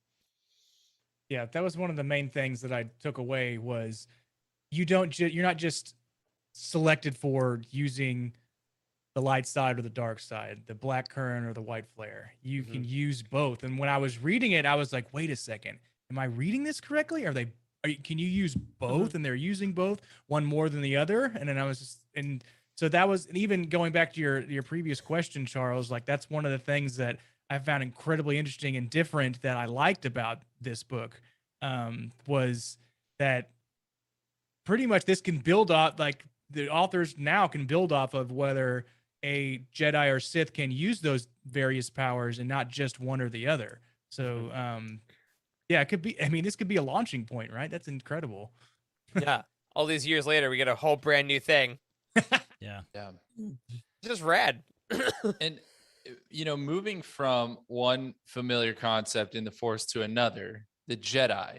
Okay. We have never been strangers to criticizing the Jedi on this podcast. We've spent entire episodes going in on them. And, hey, let's do it again. Let's do it some more, because in this book, there was, even though the Jedi were slightly different than what we're familiar with, there was still a lot of room for improvement. Okay. A lot of room to criticize. We got some notes for the Jedi. Yeah. It wasn't a one-to-one translation, right? But they still exhibited a lot of the same flaws. And here are a few quotes and their practices that get called into question. And then I'll let y'all basically just go off on the Jedi for a little while, just vent a little bit. She says early in the book, now don't take me for a purist. I'm not sure I'd call any of you lot Jedi these days, least of all the clan bloodlines. Tell me, did they teach you what you were, or was it just blood and blades from the day they named you one of their own? So that speaks a lot towards how they bring in younglings and basically breed them for violence and war, you know, casual. Whatever works. Yeah, you know, there's an interesting bit that I know Cheryl sent a couple messages in that she wanted us to hit these quotes. So thanks for that, Cheryl. And it has to do with Kuru and her experience with the Jedi. So it says, Kuru understand her distaste for the black current came in some part from its resistance to her control. She also understood that every time she saw it slide through a being's mind and reroute their intent, her teeth chilled as if against ice. The thought of such control turned on her. It sickened. She'd rather be a truly dead thing. No, she'd rather kill what dared touch her that way. And so that kind of brings into mind that some of these Force powers that we think of as the light side that maybe have some dark intent, that's the Jedi mind trick, right? That's literally has the word Jedi in it. And yet Kuru is kind of implying that maybe that's kind of a darker use of the Force. So I want to hear some of y'all's thoughts on these things and how the Jedi were presented in this novel. Who? I personally liked. I was a big fan of it. I want to say, like initially, Yeah. of how the Jedi were presented, because like they were sort of the best and the worst versions of the Jedi, which like they were weirdly, if this is even possible, more pretentious than they usually are, which was which is good. And we have our our High Republic Jedi who are very noble and pretentious, but these Jedi were like just the existence of the way there are. Like this Lord Knight structure was really clever. I loved that they didn't get their lightsabers until they become knights. Like it was cool stuff. I was a big fan of just the design of the Jedi. And this is again what we're talking about, of things that vary a little bit from the norm, that work really well. Yeah. It was interesting to see them as a more organized structure, because I feel like like you said, the High Republic were getting the good part of the Jedi. We're seeing them as they are. We are getting to see them in the this is the all-star Jedi. I love them.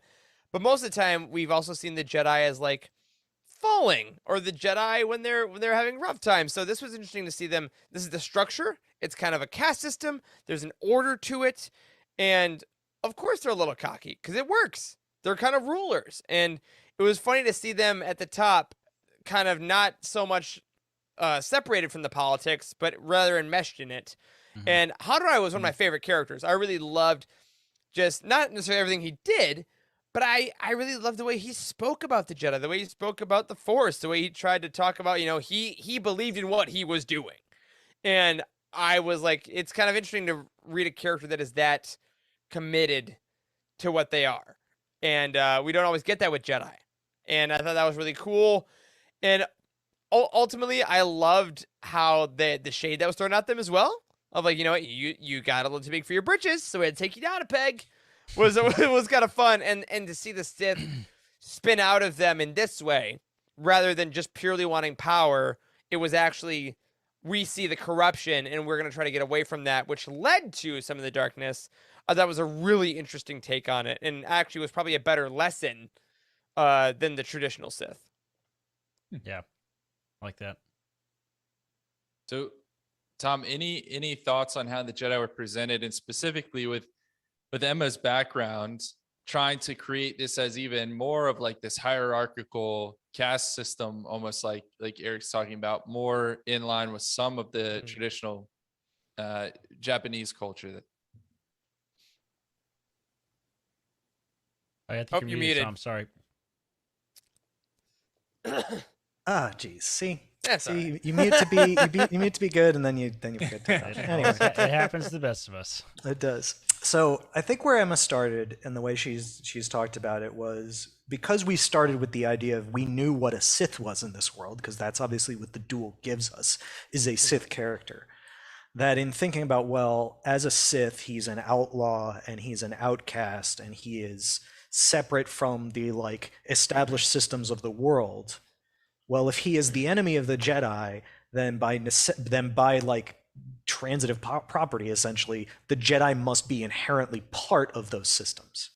And so from there, that's then where she started to take steps to really outline and sort of define what do the Jedi look like in this space, and to bring the concept of what Jedi look like closer to what samurai clans look like, and how samurai are depicted in Jijeki films, et cetera, et cetera, et cetera.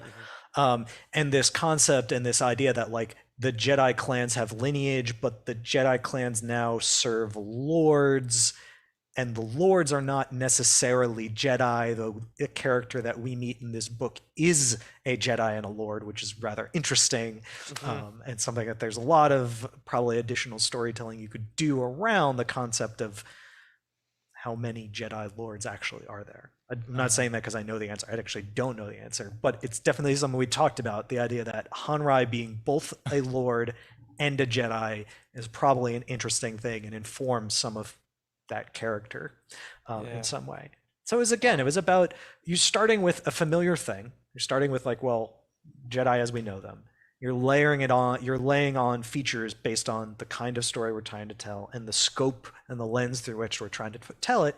And then you're making the small little tweaks that don't necessarily bring it back in line to what people know, but play on the fact that we know people know so many things about Jedi and have so many expectations around Jedi that then you can play around with that stuff. Which is why when you open this book and you look at the flap and you read the very first line of the flap copy, it's "The Jedi are the most loyal servants of the Empire." And that line is entirely intentional because that's everything you know about Star Wars put in a blender, right? Yeah, right. And so that's just another thing you get to do when you're playing around with it in this way. Yeah. Yeah. I love, and it's funny, Tom, as you're talking about that, it literally made me think of, again, our next newest release, Thrawn Ascendancy Lesser Evil, coming out tomorrow. We seem to have a lot of books that are about, so here's the political people, here's the military people. Sometimes they don't get along, sometimes they measure. Like, it's interesting thematically to just, as you said that, I'm like, that sounds a lot like the Chiss Ascendancy now and then, of the who's the most loyal people to the Ascendancy, who's loyal to the Empire. Are they all Jedi? Are they all Chiss? Like, Yeah. that's very fun.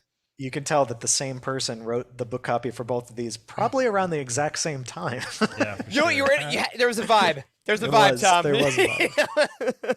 There was. I'm pretty sure I at one point might have had both copy documents up at the same. Like, oh my god, I gotta finish this. So let's move on from the overarching questions, y'all. We're gonna run through some Easter eggs and connective tissue and random thoughts that I had, and I am interested to hear what everyone has to say. Tom, just so our listeners are fully in the loop, we spoke it as part of a group thing on Discord early on, and you had mentioned that there were a couple things that jumped out to you when you were reading it, I think the first time, and you said to Emma, like, hey, was this intentional? And she said one of them was, I think one of them was not at all. And you had said you're curious to see what would catch our eyes as we were reading this. So I'm interested to see if we caught the things you were mentioning, if maybe we didn't, or if there's anything that I found that maybe hadn't occurred to anyone. With this novel being an alternate history, there were less Easter eggs, I think. So a lot of the things that I found are stretches. So just bear with me, guys. Awesome. Okay, This is gonna be great. I'm so stoked. I'm so stoked. Yes. So here's a quote from early in the book. The tip of the Ronin's lightsaber punctured the hilt of the bandits. He didn't need to think of where best to break it. The black current of the Force guided him to its shatter point with the ease of familiarity. Oh, shatter point, you say? Confirm that Mace Windu is alive. Thank you, Emma, for that. Oh my Shatter points in the Force, we know, are an established concept within Legends, at least, and it may or may not have been intentional to discuss shatter points of a lightsaber. Another quote that we have: he prayed the villagers understood, that they realized it was in their best interest to keep the thing. Kyber thrived when nurtured. It desired people and wanted to give of itself. Properly homed, it could promise the village generations of health and vigor. And we've certainly heard of Kyber reacting to the Force user who wields it, right? But this implies that Kyber even forms a relationship with non-Force users, which is sort of a unique take that I don't know that we've really fully seen before. The fact that a Kyber shard could bring health and vigor to an entire community just for holding on to it. So I thought that was interesting. Tom, just jump in if you have a comment on any of these. Yeah, you can crazy talk Easter over eggs So too, far, man. so good. So far, you know. So you know. good. I'd just say, like, obviously, nobody uses the word Shatterpoint in a Star Wars book that doesn't know that there happens to be a book called Shatterpoint. Oh yeah, we I hope. assume for sure. Yeah. Oh, you mean book- that common colloquial term, Shatterpoint? Exactly. Is it just Nobody has ever used that word in a Star Wars book who was not acutely aware that word has meaning. You know, I use Shatterpoint in everyday conversation with my patients. I don't know what you're talking about. I was gonna say, I just said Vapod the other day. I don't know. Is it a Star Wars thing? Yeah. Here you can see on this X-ray the shatter point of your tibial fracture. Exactly. It's approximately. Charles, I will give you $1 if you prove to me that you do that in clinic. All right. Well, here's another one for you. Here's the quote. Unlike their dress, this is referring to the traveler. Unlike their dress, their garb was all light and life, with the fluid cant of a born storyteller. And light and life is another one of those phrases that should be acutely aware to Star Wars fans who are reading the High Republic, right? Everything we do in the High Republic is for light and life. Yes, thank you, Eric, for bringing. You're welcome. It's the visual aid. That one would just be a crazy random happenstance because Emma had not read the High Republic stuff that I'm aware of when we were developing this, and I didn't suggest that we add it specifically as a. So that's just crazy random. That's the Force. Straight up. Coincidences do happen. Which, by the way, happens a lot. It happens a lot. It happens more than I think people anticipate. But yeah, it's sometimes just like That's awesome. You know, and the creator is just like, oh yeah, that was totally on purpose. Yeah. Heck, if you can lead into it, why not? Makes for a great story. Right, absolutely. Never let the truth get in the way of a good story. That's what my grandpa said. Exactly. Real quote. Real quote. Really? That's fantastic. Yeah, I know. He was great. So here's another quote for you. Admittedly, even in his prime, he had run into no small amount of difficulty differentiating and being sensitive to the manipulation of the white flare and black current from a being merely saturated with it. And I think that this was just a good reiteration that the Force is an energy field created by all living things, it surrounds us, penetrates us, et cetera, right? It binds the galaxy together. It's not just the Force for Force users. There are people who are just saturated with the Force, even though they can't manipulate it or use it or recognize it per se. So I felt like that was a subtle callback maybe to some of the earliest information that we got about what is the Force. Like that. That was kind of a tease there, Charles. You started the quote and then you just said et cetera, et cetera, et cetera. And that hurt my soul. Like, tell me about the rocks and the trees. I mean, come on. What are we doing here? Now, this is maybe my favorite Easter egg that I can't imagine was intentional, Tom. So I want to hear your input on this, but this struck me personally. The quote says, he could only think with the frenetic need of a drowning man that he had to get away to find high ground. And the high ground is very important, especially to someone like myself as a massive Obi-Wan fan. People shouldn't try it when they don't have it.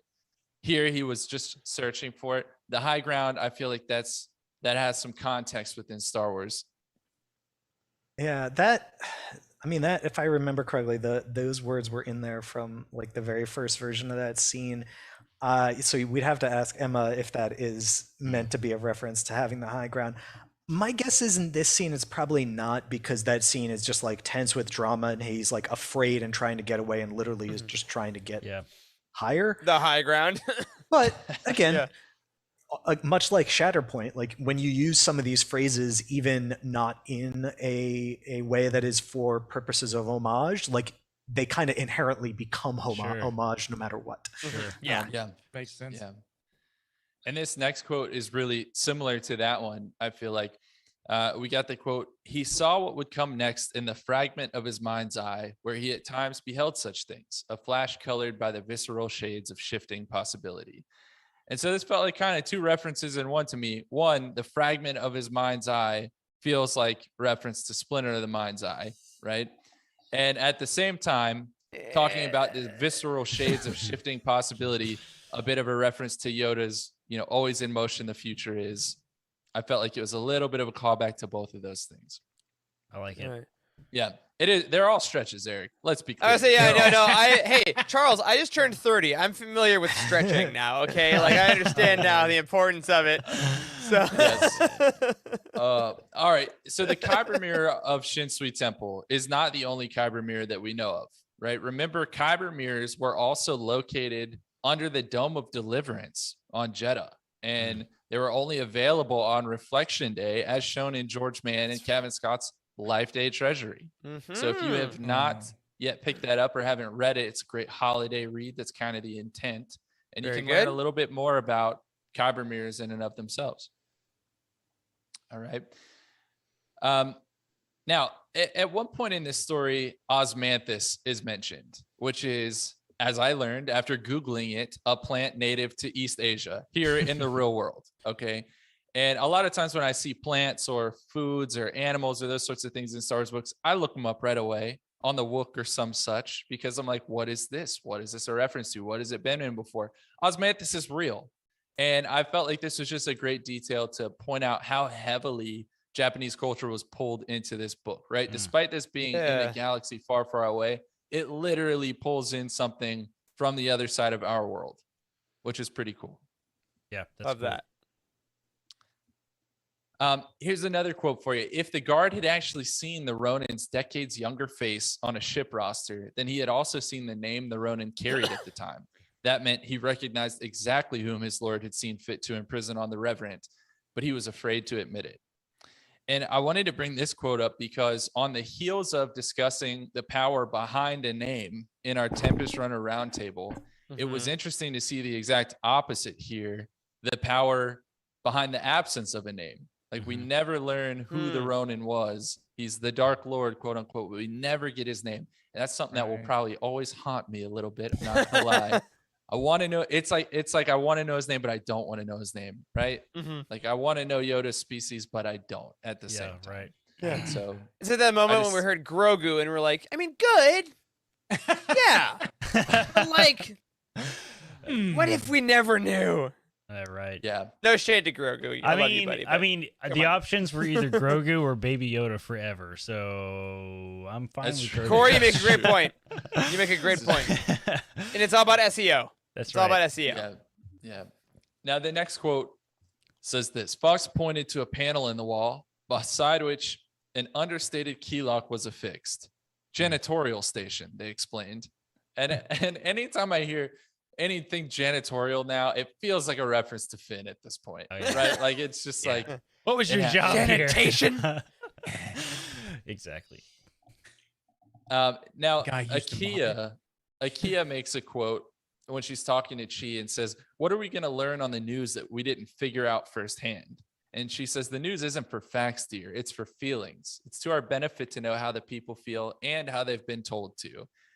And Eric, I think it was you that brought up that writers write for their time last week. And I just felt like this quote just like reached out of the book and kind of slapped me in the face. And there's another great example for how Emma pulled that into this book. That straight up sounds like a quote from Succession. Is what it sounds like. Oh my goodness. Corey, I appreciate you nodding like you've ever watched Succession. I appreciate I don't know. I have no idea what solidarity. That is. What are you talking about? It's great. It's an HBO show. It's phenomenal. I don't watch TV. But yeah, no, that was, I start businesses and build trailers and have manic episodes. Don't watch the news. Yes. And now just to kind of wrap this up, because I really don't have much more. I skipped a couple that I felt like were even bigger stretches and I didn't want Eric to pull a muscle. So I'm going to leave those behind. Some favorite quotes to kind of wrap this up. I kind of wanted to end this by really highlighting some of Emma's writing because it really is so unique. Wait a second. Oh, yeah. You missed the one. You missed the one that was actually intentional. What is? Oh my God! What is it? Actually, you missed the one that was actually intentional, and you missed the one that I thought was intentional. I missed it all. Okay. Well, no, maybe you have this written down. So there's the quote about them talking about the stories and like the knight who let his brother like basically kill him. I'm forgetting the word for word quote, only to like rise up and train the next generation, and the old master who passed to the whims of time, who like stayed around to whatever. Oh yeah. That's like definitely like an Obi-Wan killed by Vader. And the second one, because he uses her pronouns, is probably a reference to Leia. I've never actually asked Emma that, but it's probably a reference to Leia. So that's the one that's like, I mean, it's basic. It's intentional, because then it's like one wonders if we live in such times. The one that I thought was intentional the first time I read it, and when I asked her, she was like, absolutely not. No idea that you were thinking that. Cool.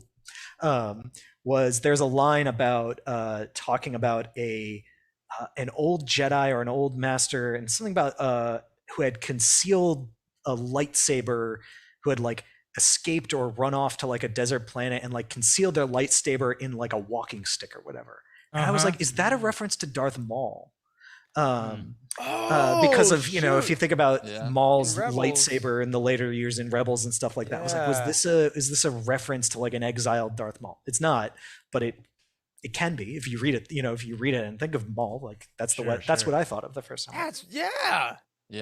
But no, absolutely. But because of the nature of this book, obviously there are not as many sort of wholly intentional like connective bits, because they're obviously kind of can't be. Yeah. Yeah, no, but I mean, I love this. It's always so fun to try to find stuff and just make little connections. So anything that we can find, even in a book like this, is really fun to point out. But Definitely. let's talk about some favorite quotes here. And these are just ones I pulled out. I mean, obviously, you could almost pull a quote from any page on this book, and there's some powerful stuff there. Seriously. But just a few. Had she been anything but Sith, he would have passed through this village as indifferently as a cold wind. That was something very early on that is just so visceral to me. I love that. Every act of great power came from great need. That feels like a little like Spider-Man level of great quote right there. Very simple, but very powerful in its idea. Jedi don't leave bones, not the good ones. The spirits take them. That was pretty wonderful. Mm-hmm.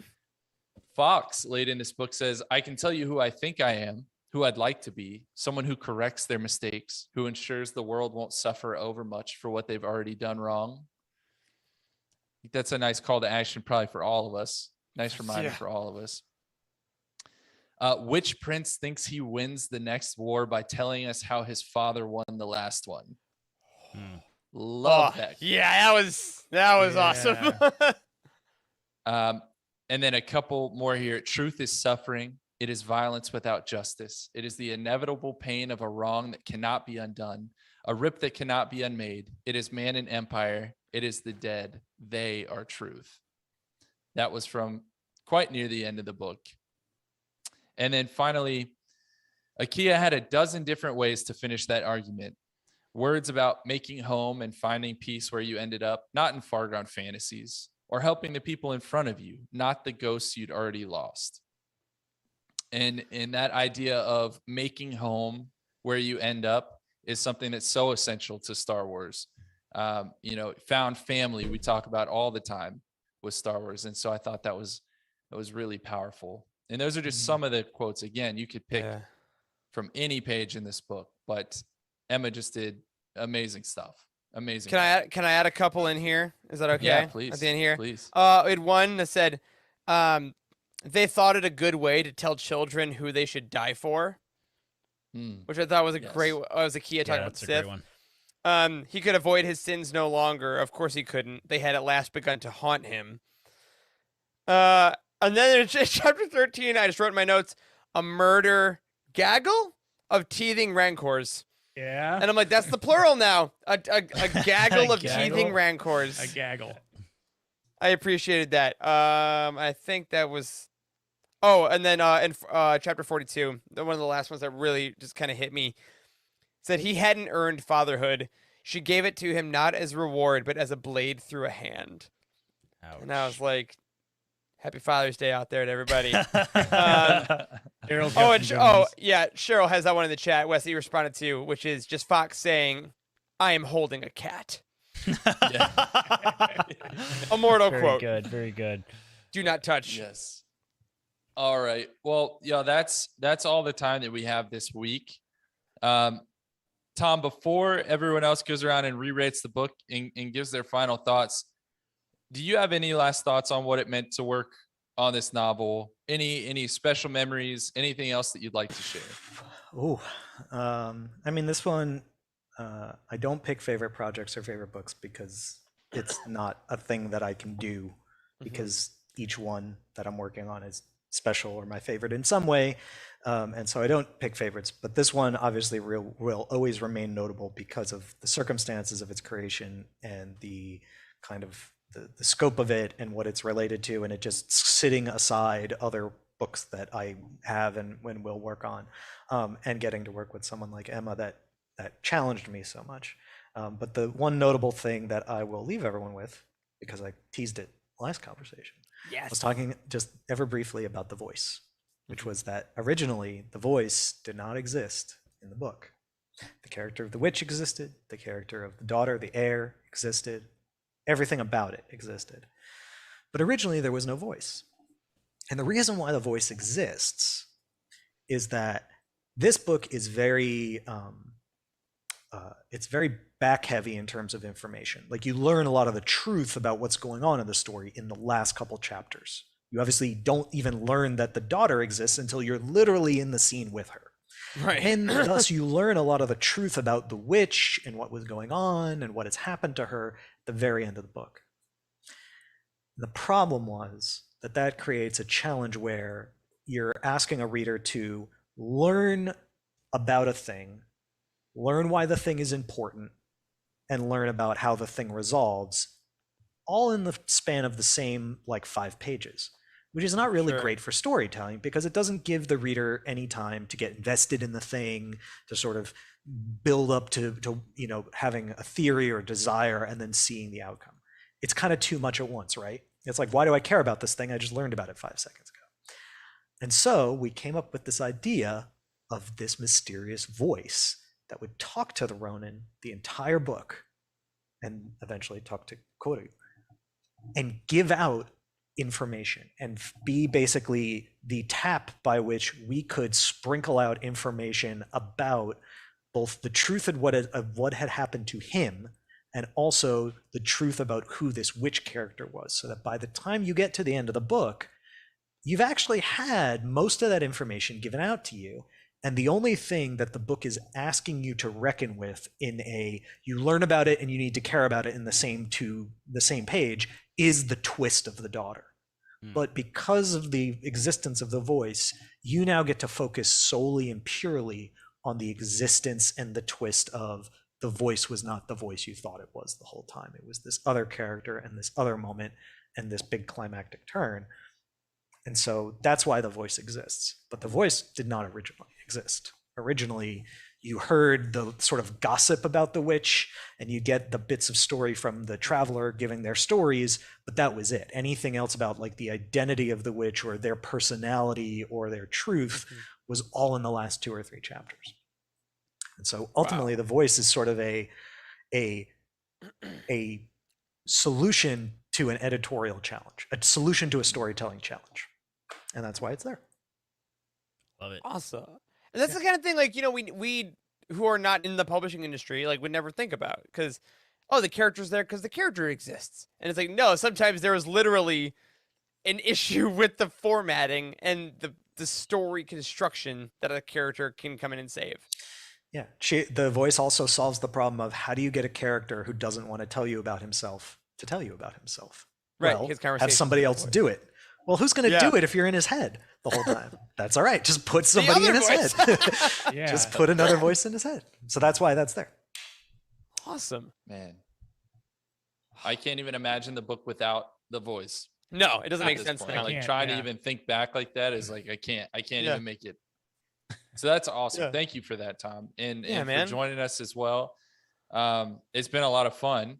And now I do want to throw it to everyone else here. I want to give you a chance to re-rate this book, and I want to give you the floor for any final thoughts. And I think we started with Wes at the front of this roundtable. So Wes, I'm going to come to you first. Okay. I'm going to increase my rating. Obviously, since we talked about it, it helped me understand it a lot more. Tom, you definitely helped me understand it a lot more. So I'm going to re-rate to an 8.4. I think I was in Nice. 7.8 or 7 something, something. something like that.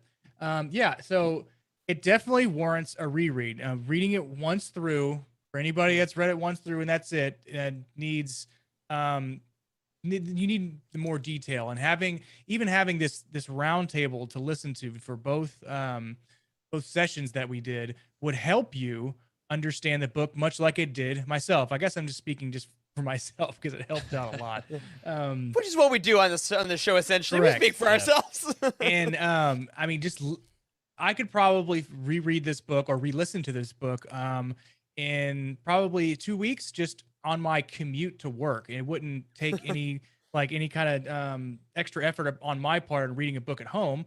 And so I would undoubtedly know the details now when I'm going through it, just because I've read it once before. I've already got a frame of reference, so now it's easier to read.